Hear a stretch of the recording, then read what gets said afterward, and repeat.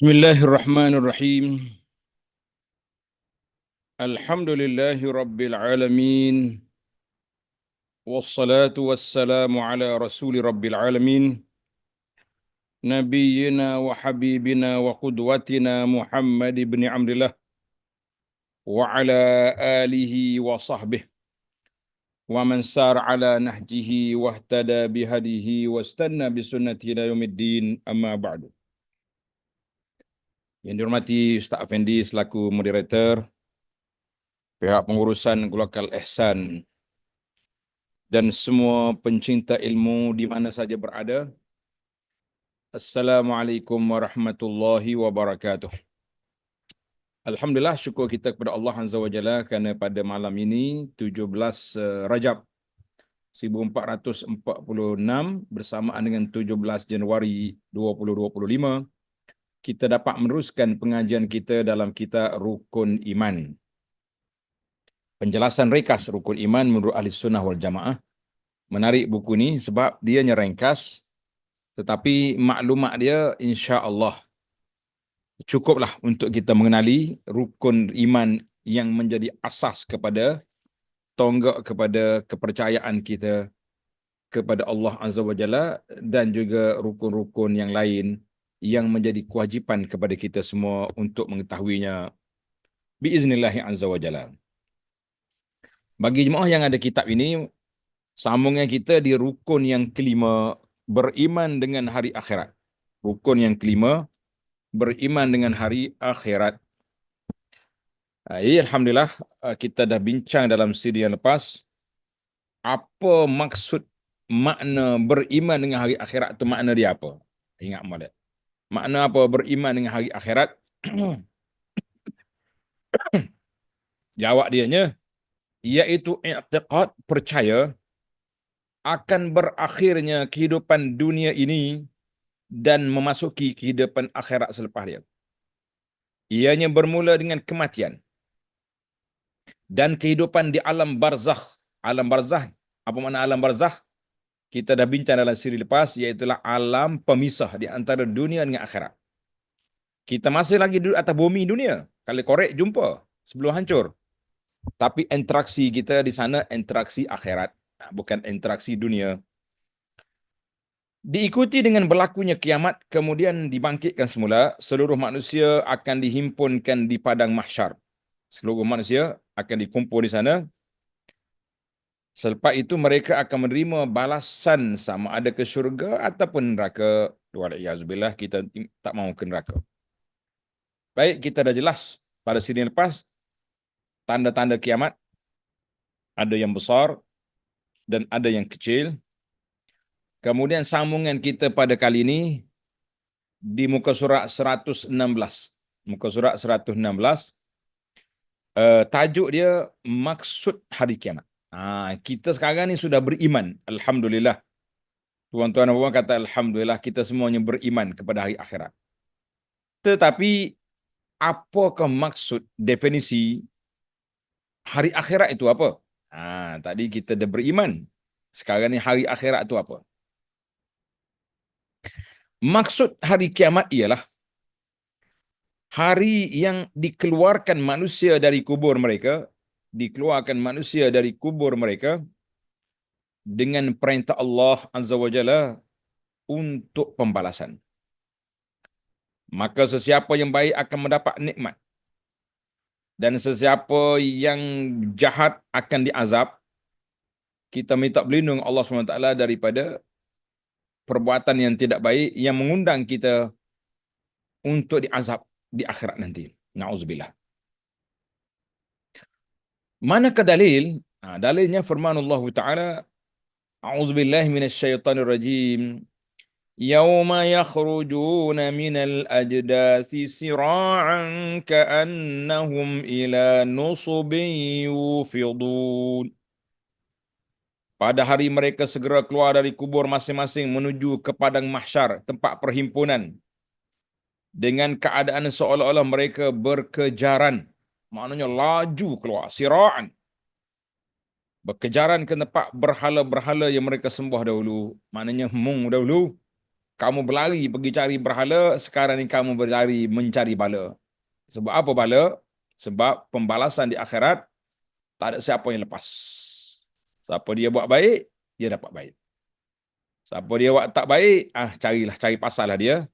Menerimalah nahas daripada apa yang dia usahakan. Setiap kita akan apa yang kita usaha atas dunia dulu, kita akan menerimanya di mana? Di akhirat nanti pembalasan. Karena itu para ulama mengatakan hari pembalasan ini hari keadilan. Hari pembalasan ini adalah merupakan hari keadilan Allah Azza wa Jalla. Andai kata manusia ni hidup, kalau dia baik pun baiklah. Kalau dia jahat, jahatlah. Kemudian tak ada apa-apa. Dia baik, kosong gitu di akhirat esok. Dia jahat, lepas gitu di akhirat esok. Itu nama dia tidak adil. Maka Allah Ta'ala letak hari pembalasan untuk apa? Untuk setiap orang menerima balasan apa yang dibuat. Setiap orang bima kasabat rahilah. Orang itu akan tergadai dengan apa yang dibuat di atas dunia ni. Muak gapo atas dunia tu, kamu terimalah di akhirat nanti sebagaimana yang telah ditetapkan oleh Allah hari perbicaraan. Jadi orang ni maka keluar tu cepat bila Israfil meniup serunai sangkakala. Tiupan yang kedua, yakhruju. Tiupan yang pertama tu orang mati, hidup mati. Tiupan yang kedua keluar berduyun-duyun, laju keluar. Allahu Akbar. Sampai di tempat perhimpunan, di sana perbezaan yang sangat ketara. Ada orang duduk di bawah bayangan, teduh. Ada orang duduk di bawah kepanasan yang sangat menakutkan. Ada orang yang duduk di mana? Duduk di atas kesenangan. Dan ada orang duduk dalam suasana yang begitu azab. Allahul Musta'an. Masya Allah. Baiklah. Hari kiamat disebut dengan pelbagai nama. Tanda. Tajuk kita sekarang ni mengenali beberapa nama Al-Qiyamah, hari kiamat menurut Al-Quran. Jadi dalam Quran banyak sekali Allah Ta'ala sebut nama-nama kiamat menunjukkan kepada kehuru-haraannya, kesusahannya yang akan dihadapi oleh setiap manusia. Allahu Akbar. Hari kiamat disebut dengan pelbagai nama dalam Al-Quran. Macam-macam nama ada. Antaranya Al-Qiyamah. Banyak nama ni. Al-Qiyamah. Al-Qari'ah. Al-Qari'ah. Hari yang menggemparkan. Hari perhitungan. Hari pembalasan. At-Tammah. Hari bencana. Al-Waqi'ah. Hari kiamat yang akan berlaku. Al-Haqqah. Saat yang tetap berlaku. As-Sakhah. Suara jeritan yang dahsyat. Al-Ghashiyah. Huru-hara yang meliputi dan lain-lain. Jadi kita tengok setiap nama ini. Kita cuba tengok nama dia, kedudukan dia dalam Al-Quran untuk kita baca, biar kita tahu ayat yang kita baca tu nama kiamat yang begitu huru-hara, yang sangat menakutkan kita. Allahu Akbar.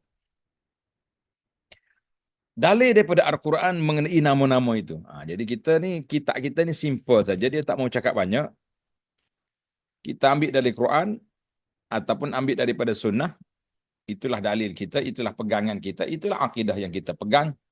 Mudah, simple, sahih, tepat, insya-Allah. Yang pertama, hari kiamat. Dalil dia firman Allah Ta'ala, La uqsimu biyaumil qiyamah. Aku bersumpah dengan hari kiamat. Surah Al-Qiyamah, ayat pertama. Jadi Allah Ta'ala bersumpah dengan hari kiamat. Makna benda ni mesti terjadi. Hari kiamat ni hari huru-hara. Hari yang begitu besar. Dunia bergoncang. Langit runtuh. Bukit bukau terbang. apa yang kita boleh bayangkan.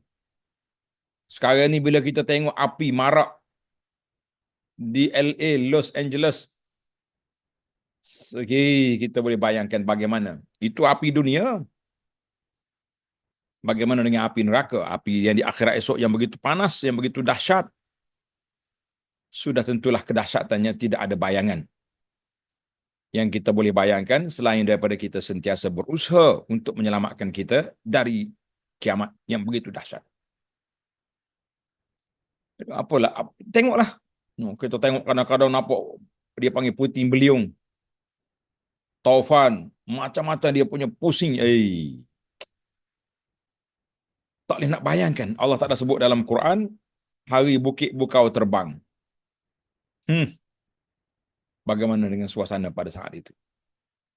Orang yang beriman, insya-Allah dia bangun dalam keadaan tenang, aman, tidak ada ketakutan, la khaufun alaihim wa lahum yahzanun.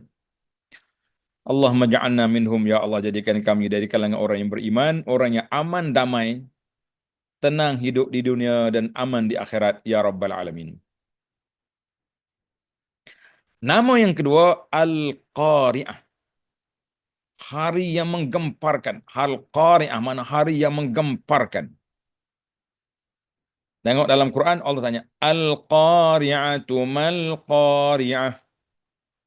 Wa ma adraka mal-Qari'ah. Yawma yakunun nasu kal-farashil mabthus. Al-Qari'ah, hari yang menggemparkan.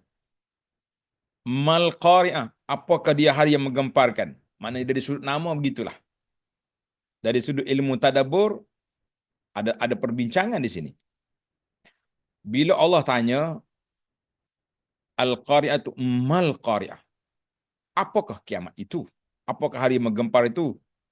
Maka Allah jawab, yauma yakunun nasu kal farashil mabsus. Pada hari manusia seperti kelkatu yang berterbangan kan. Ini hari huru-hara dia panggil itu seperti kelkatu. Jadi kalau kita tengok Allah Taala jawab apa? Jawab tentang hari yang cukup berbahaya itu. Wa takunul jibalu kal'ihnil manfush. Allahu akbar. Wa takunul jibal kal'ihnil manfush. Dan gunung ganang menjadi seperti bulu yang dibusur berterbangan. Mana bulu terbang kena tiup di angin. Maka itu dia panggil jawapan. Mana dalam ilmu tadabbur Quran, bila Allah tanya, dia jawab. Kalau tanya dengan ma adraka.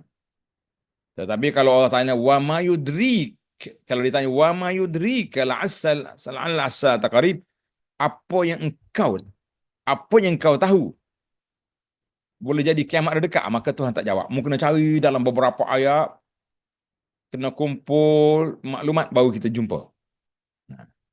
Tapi kalau kata apa yang kau tahu tentang tu, maka Allah jawab selalu. Ini panggil ilmu tadabbur Quran. Kita ni tak boleh lepas daripada apa? Daripada tadabbur Al-Quran. Gapo lagi faedah kita kalau kita tak mau habiskan masa dengan tadabbur, apa yang kita nak buat atas dunia ni? Duk main tolak tu 2 botol di stesen bas sampai terberlubang kayu kat situ.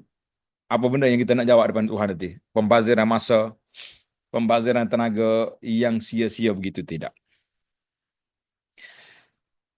Allahu akbar. Yang ketiga, hari perhitungan. Hari perhitungan. Manakah dalil? Dalilnya firman Allah Ta'ala, Innal ladzina yadhilluna an sabilillahi lahum azabun syadid bima nasu yaumal hisab. Sesungguhnya orang-orang yang sesat dari jalan Allah akan beroleh azab yang berat pada hari pada hari mana?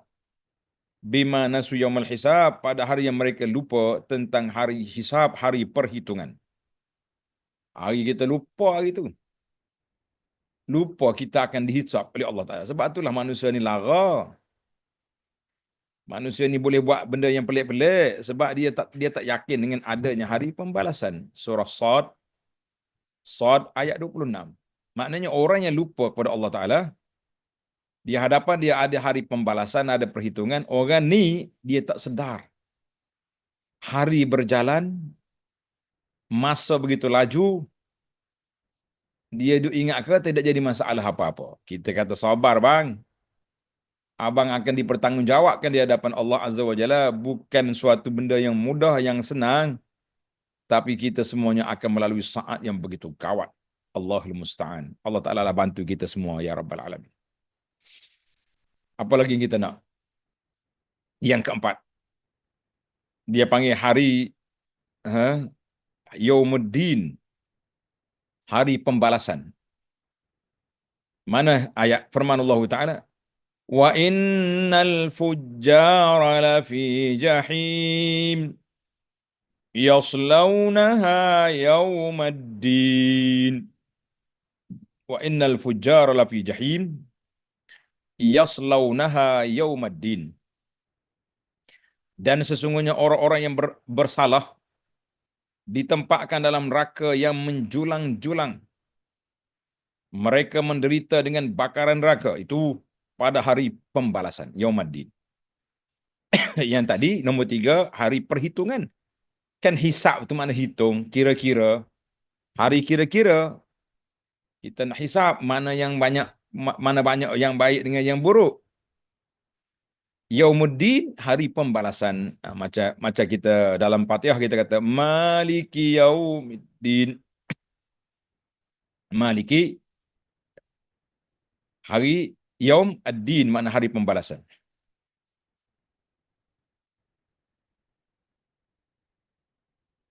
Baik, Yaumaddin, mana hari pembalasan. Surah Infitar ayat 14-15. Allahu Akbar.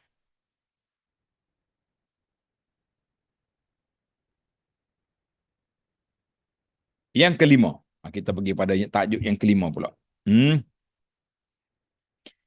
At-Tammah, mana hari bencana. At-Tammah, ni mana hari bencana. Firman Allah Ta'ala, فَإِذَا جَاءَتِ الطَّامَّةُ الْكُبْرَى فَإِذَا جَاءَتِ الطَّامَّةُ الْكُبْرَى, maka apabila datang hari yang bencananya amat besar. Hari yang bencananya amat besar, surah An-Nazi'at ayat 34. Jadi dia panggil, kenapa tak bencana? Manusia bertelanjang bogel, kata orang, tak ada kain, tak ada selipar, tak ada kasut, membawa diri untuk menyelamatkan diri. Anak mari dekat pun dia lari. Isteri yang duduk loft di atas dunia dulu, siap dengan duduk main dengan gambar begini pun, di akhirat esok berlari, habis. Tak ada siapa peduli dengan siapa. At-Tammah, hari bencana besar. Kita atas dunia ni pun tak usah kata hari je banyak-banyak lah. Tuan-tuan duduk atas dunia ni, kalau ada huru-hara ya, lari. Orang Kelantan kata lari sak patak, lari sak berak. Maknanya lari, tak tahu ke mana kita akan lari. Sebab apa lari? Sebab masing-masing nak menyelamatkan diri. Lari. Nak kata apa lagi? Itulah keadaan yang ada pada kita. Yang keenam, Al-Waqi'ah, hari yang pasti terjadi. Dia panggil Al-Waqi'ah, hari yang kiamat yang akan terjadi. Waqa'ah maknanya terjadi benda tu. Hari yang terjadi benda tu. Jadi dalam surah Al-Waqi'ah ayat tu, idza waqa'atil waqi'ah laisa liwaq'atiha kazibah. Bila berlakunya hari kiamat, nak gimana? Allah kata hari itu tidak ada sebarang pembohongan, tak ada keraguan. Semuanya akan berlaku sebagaimana ditetapkan oleh Allah Azza wa Jalla. Banyak nama ni. Kita pergi lagi. Hari yang ketujuh, nama dia Al-Haqqah. Mal-Haqqah. Al-Haqqah, saat yang tetap berlaku. Firman Allah Ta'ala, Al-Haqqatu mal-Haqqah. Maksudnya saat yang tetap berlaku itu, apakah sifat dan keadaan saat yang tetap berlaku itu, apa dia sifat dia. Jadi kita kena ingatlah, kan, tetap berlaku itu tetap berlaku, akan berlaku benda itu, pasti terjadi. Jadi kita kena yakin dan percayalah, jangan tak percaya. Nak tak nak pun pasti benda itu terjadi. Jadi macam tadi juga, bila Tuhan tanya mal haqqah, jadi Allah Taala akan jawab. Itu dia panggil kaedah kita belajar ilmu Al-Quran. Al-haqqatu mal haqqah wa ma adraka mal haqqah. Baik, yang ke-8 as-sakh dengan sad. As-sakhah. Suara jeritan yang dahsyat. Jeritan siapa? Jeritan malaikat. Fa iza ja'atis sakhah. Kemudian ingatlah keadaan yang berlaku apabila datang suara jeritan yang dahsyat. Bila mari suara jeritan yang dahsyat, tak boleh nak apa dia kita. Nyak gitu ya. Mati habis ketika itu. Ataupun pada ketika itu bangunlah ke orang. Yang ke-9 al-ghasyiyah. Huru hara yang meliputi, tak ada siapa boleh lepas. Al-ghasyiyah maknanya huru hara ini meliputi. Tak ada kata orang ni kecuali ke, orang ni tak kena ke. Tak, tak ada. Semua sekali kena belaka, tak ada siapa yang boleh selamat, tak ada siapa yang boleh lepas. Allahu akbar. Nas'alullah al-afwa wal afiyah. Allahu akbar. Surah Al-Ghasyiyah ayat itu. Habislah kita ada dalam ayat yang disebut di sini 9 nama Al-Qiyamah. Mungkin ada lagi tapi cukuplah. Kita ni ringkas, kata tak? Jadi kalau kita ringkas, kita bicara cara ringkas. Allahu akbar. Beriman dengan hari akhirat secara umum.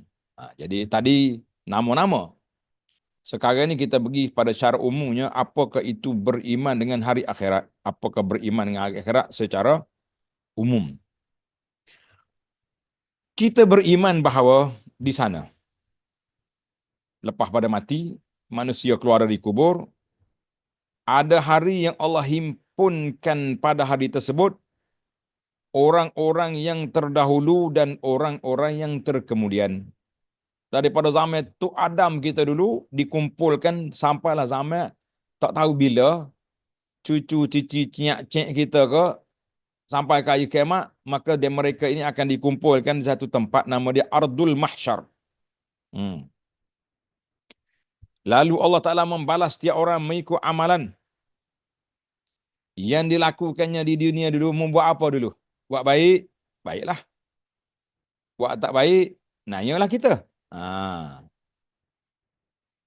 Sebahagiannya ke syurga dan sebahagian lagi ke neraka. Wal'iyazubillah, kita minta berlindung Allah Ta'ala daripada disentuh oleh api neraka walaupun sekejap. Tak mahu kita. Jangan kata, tak apa pergi sementara. Jangan. Ni bukan tahanan reman. Tahanan reman kau panggil penjara 45 hari tu. Itu tak apa, ada makan. Cuma takut je, kena siasat. Neraka ni bukan main. Azab sepenuhnya, full azab. Jangan duduk gurau. Firman Allah Ta'ala, Qul innal awwalina wal akhirin lamajmu'una ila miqati yaumin ma'lum. Katakanlah kepada mereka, sesungguhnya orang-orang yang telah lalu dan orang-orang yang akan datang, yang terkemudian, tetap akan dihimpunkan pada masa yang ditentukan pada hari kiamat yang termaklum. Jadi kita semua akan kumpul satu tempat. Tapi waktu itu, manusia tak akan cari siapa dia. Kita hanya mencari siapa yang boleh menolong kita. Siapa yang boleh bantu kita. Itu orang yang kita cari. Jadi dia sudah pasti dah yang boleh tolong kita. Bukan anak-beranak kita. Bukan tok nenek kita. Tapi yang boleh tolong kita siapa? Siapa boleh tolong kita? Nabi sallallahu alaihi wasallam, sahibus syafa'atil uzma. Pemilik kuasa syafaat yang agung yang dianugerahkan oleh Allah kepada baginda sallallahu alaihi wasallam. Jadi semua kita akan mencari siapa menyelesaikan masalah, siapa menyelesaikan masalah. Jangan duduk main lah. Jadi kita hari itu cuma ada juga orang tanya, dia kata, Ustaz, ada bau ni Ustaz cakap, nah, kita ni akan dikumpul. Alhaqna bihim zurriyatahum. Bila orang tu beriman, anak cucu dia akan duduk sekali. Kenapa pula sini kata hari ni tak ada siapa peduli? Kita kena ingat panjang hari perbicaraan kiamat itu panjang. Peringkat awal keluar daripada kubur masing-masing tak peduli, masing-masing mencari siapa yang akan menyelesaikan masalah. Tak cari. Allah dah gambarkan kita kan, yauma yafirrul mar'u min akhihi wa ummihi wa abihi wa sahibatihi wa bani likulli imrihim minhum yawma insya'an yughni. Pada hari kiamat esok, apa dia? Orang ni cari, orang ni lari, masing-masing membawa diri nak menyelamatkan diri dia, dia tak peduli dengan orang lain. Asalkan aku selamat hari ni, sudah orang lain. Termasuk anak isteri. Bukan zaman kita lah. Ni zaman kita lah. Ni kalau kena tsunami ke, kena banjir ke, yang kita selamatkan anak isteri dulu. Letak atas kereta lagi nak atas bukit. Lepas tu dia berenang mari pula tunggu rumah. Nah, takut-takut air masuk menghanyutkan barang-barang. Kita kata itu. Nah, cuma apabila selesai semua perbicaraan sudah selesai, pada waktu itulah kita akan dikumpulkan oleh Allah dalam syurga. Kalau ayahnya baik, alhamdulillah, mak pun baik, anak pun baik juga, maka kita akan duduk sekali ramai-ramai dalam syurga. Allah sukanya ketika itu. Oh, sempitlah duduk ramai-ramai. Awak jangan fikirlah, weh. Ini syurga. Bukannya rumah pusaka kita. Nah, bukan rumah pusaka, kita duduk dalam syurga. Jadi itulah dia panggil beriman secara ringkas. Sekarang kita nak pindah pada beriman secara terperinci, lebih detail sikit. Cara beriman pada Allah Ta'ala lebih terperinci. Iaitu beriman dengan hari akhirat secara terperinci, ada banyak perkara yang kita kena tahu. Beriman dengan semua perkara yang berlaku selepas mati. Jadi selepas pada mati, yang telah disebut oleh baginda Nabi SAW dalam hadis-hadis yang sahih, kita kena beriman semua. Kita kena percaya belaka, kita kena terima belaka. Jangan duduk main ai. YOLO kau, jangan. Walaupun ada sebahagian ulama juga mempertikaikan adanya hadis azab kubur, kita kata tak. Kita orang beriman, kita yakin bahawa azab kubur itu berlaku. Ini kita kena jelas lah. Jangan duduk main, orang panggil duduk main percaya tak percaya, lemah longlai gitu, jangan. Yang pertama. Jadi perkara yang pertama yang kita berlaku selepas pada mati, mula-mula sekali mati je, kita akan melalui satu proses pengembaraan yang amat dahsyat, sangat menakutkan. Apa dia? Fitnah kubur. Fitnah kubur, maknanya ujian, soalan dalam kubur. Yang orang duduk buat sekarang ni, itu soalan bocor, soalan bocor. Cakap mudah. Cakap mudah. Soalan bocor. Nak jawab boleh? Tak tahu. Orang yang boleh jawab, orang yang beriman pada Allah SWT, walaupun dia dituition oleh siapa dia. Tak apa. Kalau kita mati, kita akan bawa mari orang yang paling hebat dalam dunia ni. Mufti, Grand Mufti mari, talqin. Syekh besar mari, talqin. Pemegang sanak tertinggi dunia, talqin. Belum tentu kita boleh jawab kalau tidak ada keimanan dalam hati. Kalau iman dalam hati, tak ada siapa mari ajar pun, itulah ilmu kita. Kita akan menjawab dengan jawapan yang mantap, insya-Allah. Ini dipanggil fitnah kubur. Iaitu, dengan apakah makna fitnah kubur? Kan dalam kita doa selepas di akhir salam tu, ingat tak? Doa di akhir salam selalu saya ajar kepada tuan-tuan dan puan-puan. Kita kena baca doa tu ni dalam risalah kita ni. Risalah Kak Kuni ni. Dah ada Kak ni ke belum? Kalau tak ada lagi boleh minta dengan admin kita. Dia ni kita baca Allahumma inni a'udzubika min azabil qabri wa min azabi jahannam. Ada juga riwayat kata wa min fitnatil qabri, daripada fitnah kubur. Fitnah kubur tu maknanya apa ana fitnah kubur? Iaitu mayat akan disoal selepas dikebumikan tentang Tuhannya. Mayat akan ditanya, Man Rabbuk? Siapa dia Tuhanmu? Nabi sebut dalam hadis, Al-Bara. Kalau orang tu orang beriman, dia akan jawab bilisanin fasihin, dengan jawapan yang mantap. Allahu Rabbi haqqa. Allah Tuhanku. Dia jawab. Agamanya, apa agama kamu? Dia akan jawab, dini al-Islam. Agama aku Islam, yang diredai oleh Allah. Aku tak ada agama lain. Islam. Islam tulen lah.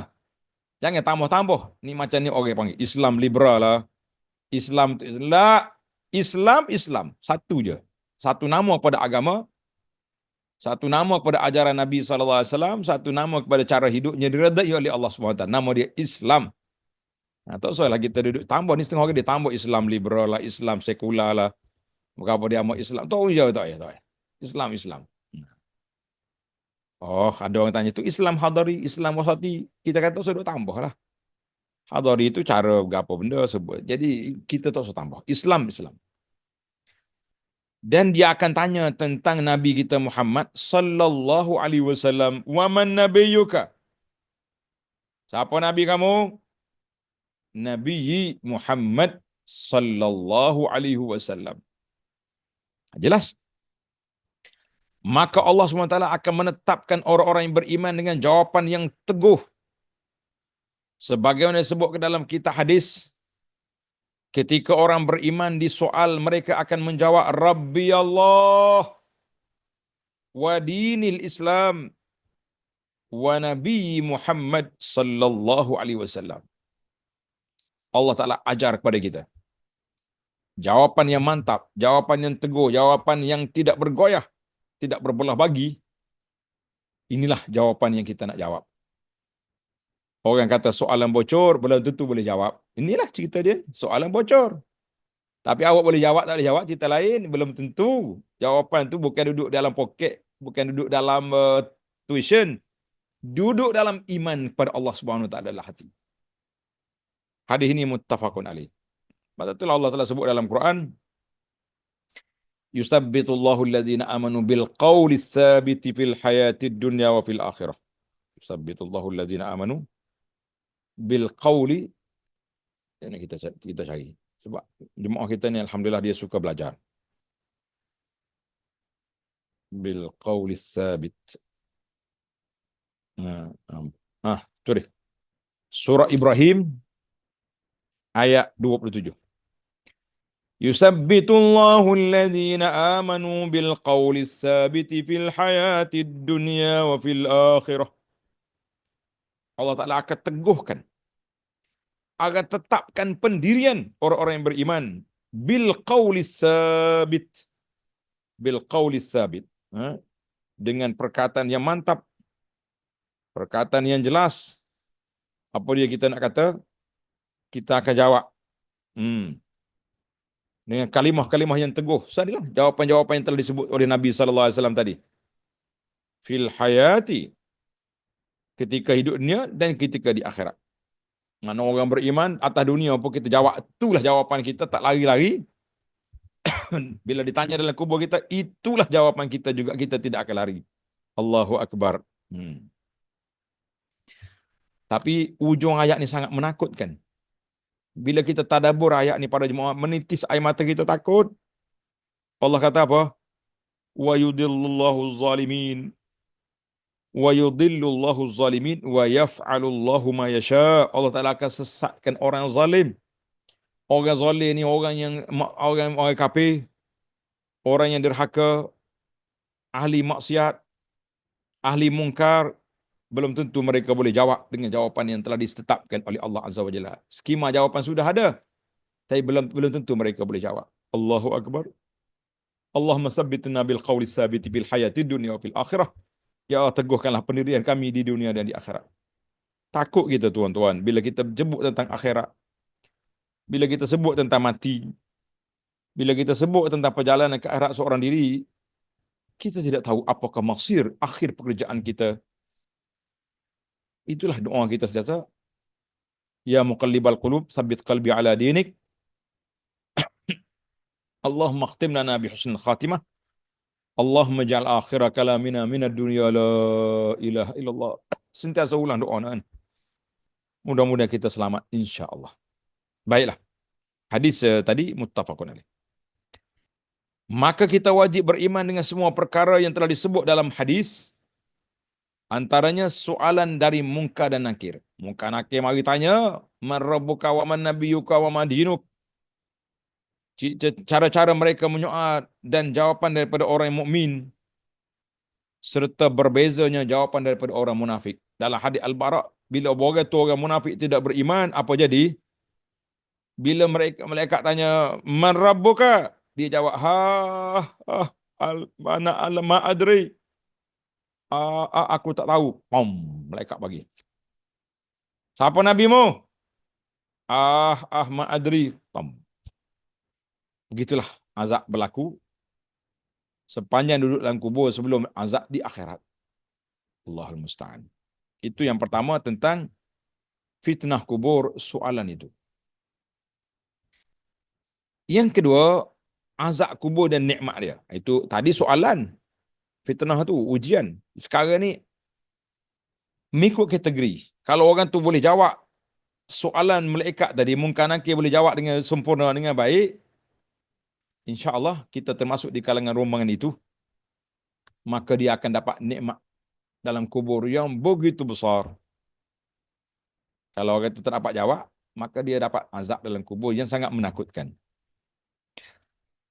Perkara yang kedua, azab kubur dan nikmatnya. Wajib beriman dengan azab kubur dan nikmatnya, sama ada kubur itu merupakan satu lubang dari lubang-lubang neraka, na'udzubillah, imma hufratun min hufarin nar, au raudatun min riyadil jannah, atau satu taman dari taman-taman syurga. Dia dua ya. Sama ada dia jadi raudatun min riyadil jannah, taman syurga, yang dapat dinikmati dalam kubur itu, ataupun dia ni lubang neraka, na'udzubillah. Jangan mudah-mudah, kita jangan main-main. Allahu Akbar. Kubur merupakan perhentian pertama daripada beberapa perhentian di akhirat. Dia stesen itu banyak. Dia punya stesen banyak. Stesen ni, nak sampai ke syurga. Banyaklah. Allahu Akbar. Sesiapa yang selamat daripada azab kubur, maka perhentian yang berikutnya akan menjadi lebih mudah baginya. Dan sesiapa yang berikutnya akan siapa yang tidak terselamat daripada azab kubur, maka yang terserunya lebih dahsyat lagi. Allahu Akbar. Ingat dalam hadis Uthman yang selalu saya sebut pada para jemaah. Uthman radhiyallahu anhu bila duduk di tepi kubur, dia menangis sampai basah janggut dia. Janggut Uthman panjang, bukan macam janggut kita ni. Janggut kita ni panjang goreh-goreh gini ya. Tak, janggut Uthman panjang, basah janggut. Sahabat-sahabat ditanya, ya Uthman, zakartal jannata wan nar walam tabki. Uthman, Tuan duk sebut syurga neraka, Tuan tak menangis. Tapi bila duduk di tepi kubur ni, kenapa menangis? Jawab Uthman, kaifala abki. Bagaimana aku tidak menangis? Macam mana aku tak menangis? Aku dengar Rasulullah SAW bersabda, innal qabra awwalu manzilin min manazilil akhirah. Sesungguhnya kubur ini adalah merupakan pintu masuk ke akhirat. Siapa dia selamat daripada soal kubur, siapa dia selamat daripada azab kubur, fama ba'dahu aisar, lepas daripada itu lebih ringan, lebih mudah, lebih senang. Allahu Akbar. Tapi siapa tak selamat, di azab kubur dia kena berat dah. Dalam neraka lagi dahsyat. Allahu Akbar. Allahumma ja'al kuburana raudatan min riyadil jannah. Ya Allah, jadikan kubur kami, kubur dua ibu bapa kami, isteri dan keluarga kami, orang yang kami sayangi, pelajar-pelajar kami di alam nyata, di alam maya, Jadilah kubur kami dan kubur mereka semua nanti taman-taman syurga ya Rabb, ya Rabbal Alamin. Jadi kata di para ulama, man mata faqad qamat qiyamatuhu. Sesiapa yang mati berarti bermulalah kiamatnya. Dia panggil kiamat individu. Kiamat ada dua kategori. Kiamat yang pertama, kiamat individu, bila kita mati, kiamat dah tu. Nak gimana lagi? Nak keluar tak boleh, nak lari tak boleh, nak pergi sana tak boleh. Kita berdepanlah dengan apa yang ada depan mata kita, depan kita. Mana kalau kita buat baik, alhamdulillah. Kita berdepan dengan berjalan yang begitu cerah. Allahu Akbar. Kalau tidak, nanya. Nikmat dan azab akan menimpa ruh dan jasad di dalam kubur. Ada kalanya menimpa ruh saja, jasad dia tak ada dah. Macam setengah orang tu jasad dia duduk di lain ataupun jasad dia tak ada, tapi ruh dia tak kena. Azabnya akan menimpa kata orang-orang yang zalim dan nikmat untuk orang-orang yang beriman lagi benar. Allahu Akbar. Jadi dua kita ni. Orang zalim kena azab, orang beriman, orang soleh, insya-Allah kubur dia taman syurga. Ni jawapan menarik ni. Ada orang tanya, dia kata kalau kita tak kuburkan orang tu, contohnya orang ni dimakan oleh harimau. Mayat dia dalam perut harimau, hancur lebur dah, jadi tai harimau. Atau ditelan oleh ikan. Atau sebagaimana yang berlaku pada sebahagian pengikut agama lain yang duk bakar mayat dengan debu. Adakah dia kena azab atau tidak? Ini jawab. Tulis jawapan. Mayat akan tetap diazab atau dikurniakan nikmat di alam barzakh, di alam kubur. Alam barzakh Jepang, alam kubur tidak kira sama ada dia dikebumikan dalam kubur ataupun tidak. Dia masuk dalam kubur atau tak masuk kubur, itu cerita lain. Yang penting apa dia? Apa dia yang penting? Dia mati. Itu punca dia. Sekalipun ia dibakar hangus, tinggal debu, tulang-tulang perut habis, tenggelam dalam air, dimakan binatang buas atau burung, pasti ia akan mendapat balasan seksa ataupun nikmat. Kena belaka, tak kira. Tak kira. Masuk kubur, tak masuk kubur. Macam mendiang Fir'aun sekarang ni. Tak masuk kubur lagi dia tu. Mendiang Fir'aun tak masuk kubur. Duduk jalan sana dalam muzium tu hidup tu. Dia tetap dia kena azab, tengok ni. Tengok dalam hayat ni. Firmanullah Ta'ala berkenaan dengan azab kubur. An-naru yu'raduna 'alaiha ghuduwan wa 'ashiyya. Wa yawma taqumus sa'atu adkhilu ala fir'auna ashaddal 'azab.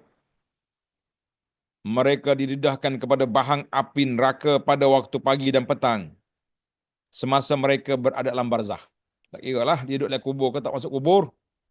Yang pentingnya mereka tetap disela dengan api neraka.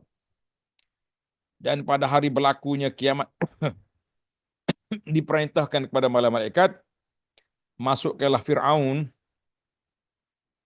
dan pengikut-pengikutnya ke dalam neraka, ke dalam azab seksa api neraka yang seberat-beratnya. Suratul Ghafir ayat 46.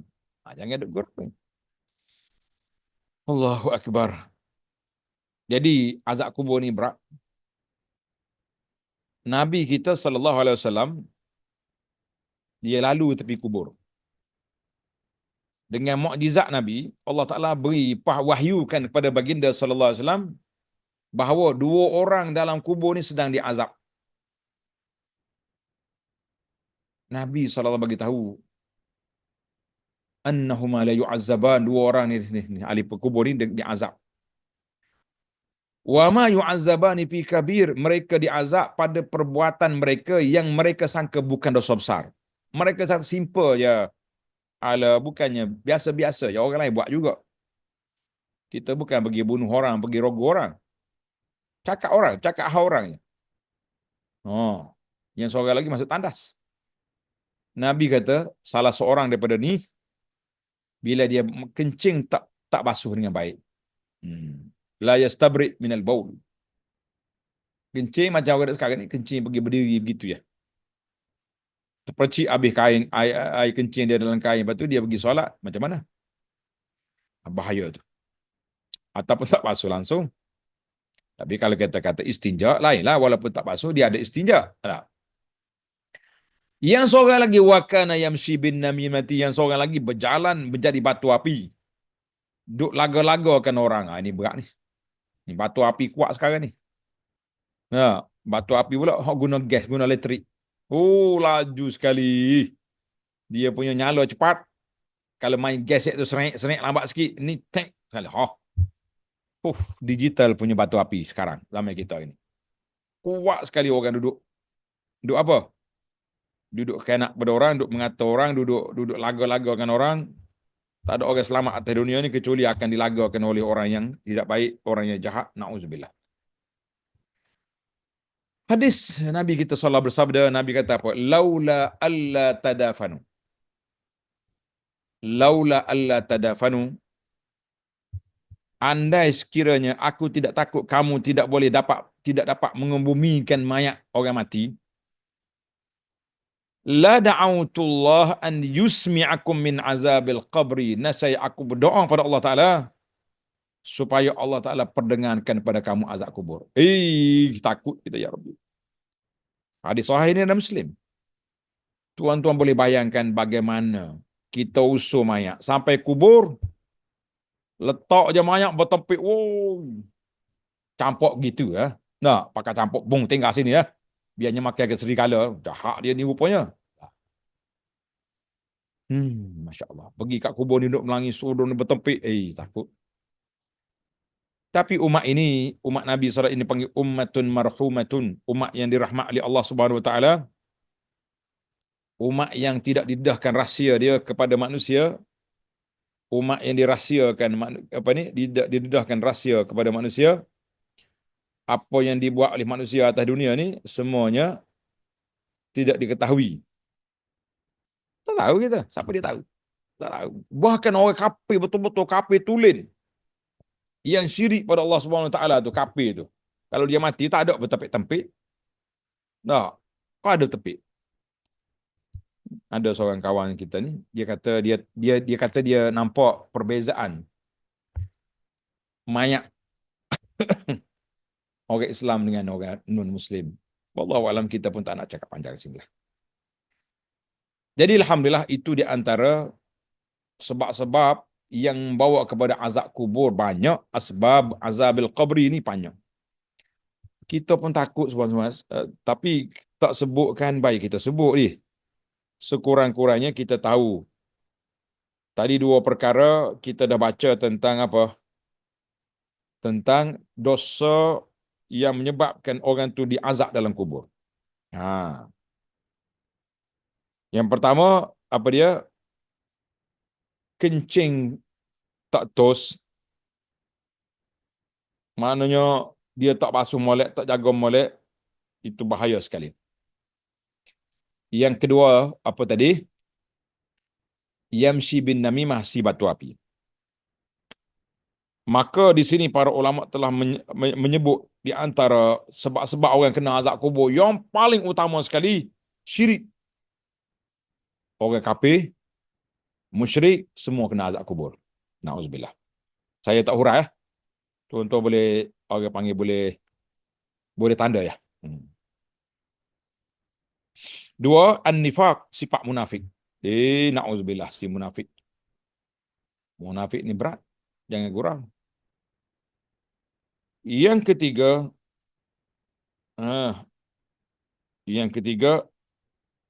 tadi tua, 4 dah ni. Yang kelima, al-ghibah. Mengumpat. Yang tadi batu api, yang ni mengumpat.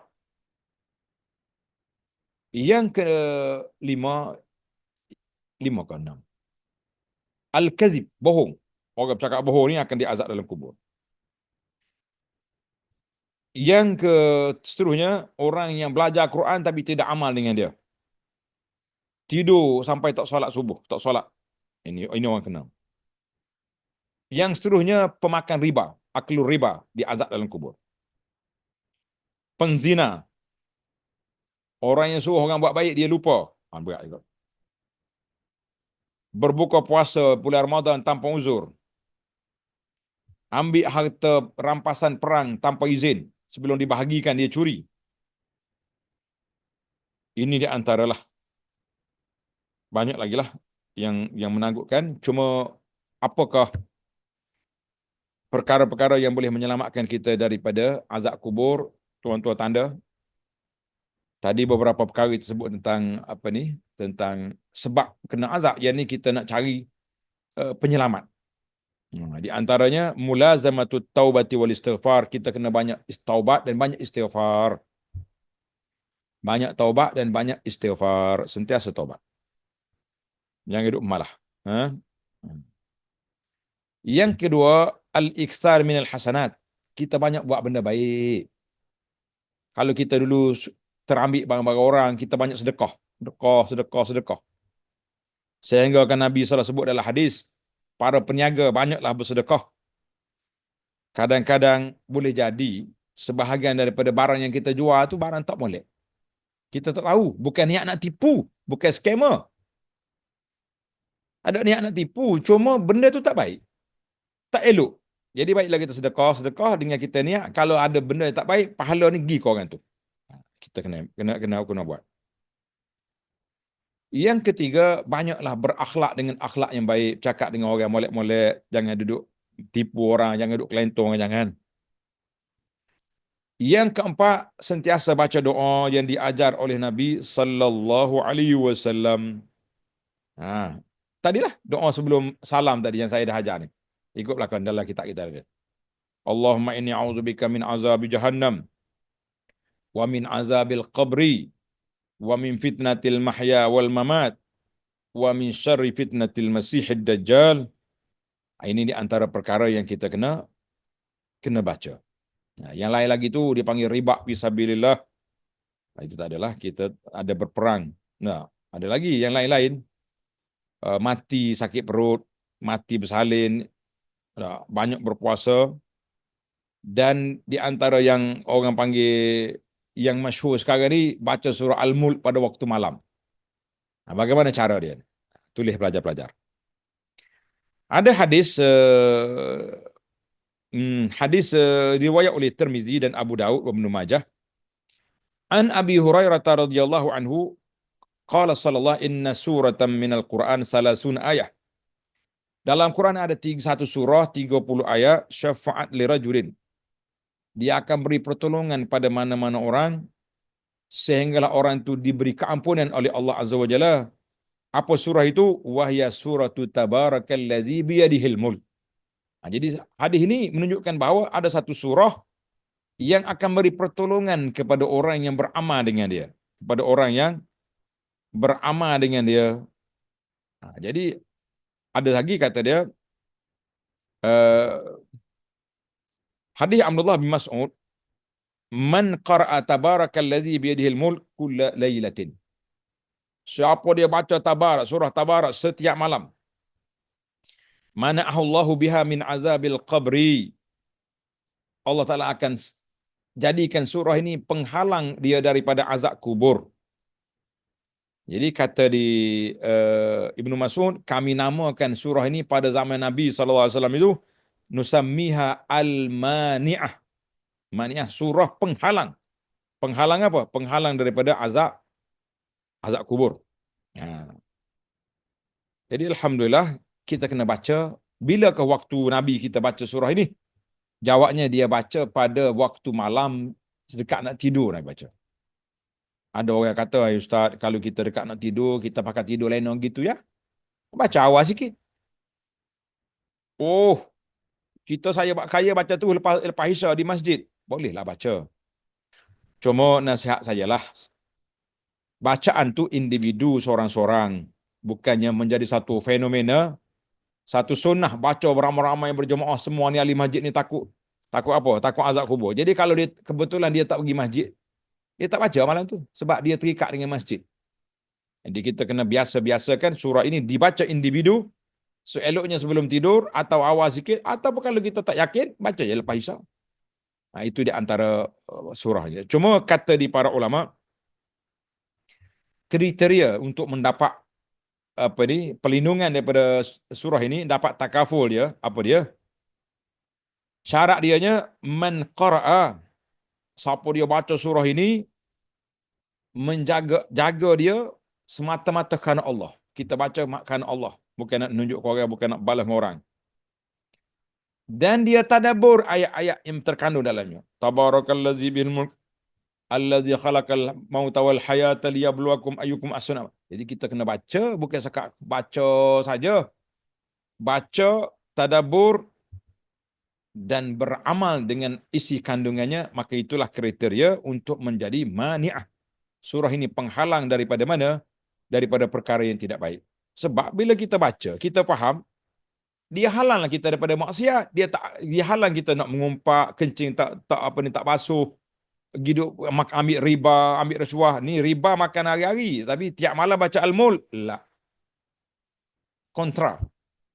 Di antara takaful dengan dia punya lawan dia tu. Macam kita juga, kalau kita beli insurans takaful ni, untuk kenderaan sekian-sekian.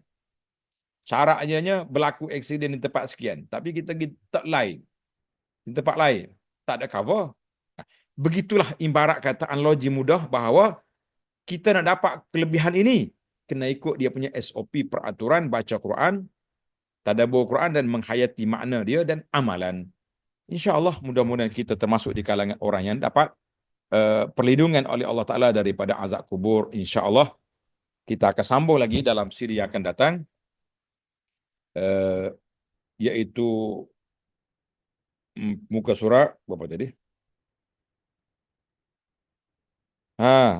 Tiupan sengkakala. Tiupan sengkakala, satu ayat muka surat 122. Tanda situ. InsyaAllah kita sambung dalam siri yang akan datang. Sebab saya sebut siri itu sebab minggu depan ni kita tak ada. Subhanakallahumma wa bihamdika asyhadu an la ilaha illa anta astaghfiruka wa atubu ilaik. Wa sallallahu ala nabiyyina Muhammad wa ala alihi wa sahbihi ajma'in. Walhamdulillahi rabbil alamin. Wassalamualaikum warahmatullahi wabarakatuh. Jadi insyaAllah minggu depan sekali lagi tu anak pergi umrah. Jadi mungkin dalam dua siri, 2 minggu atau 3 minggu kita cuti. InsyaAllah kita sambung lepas itulah. Biiznillah azza wa jalla. Assalamualaikum warahmatullahi wabarakatuh.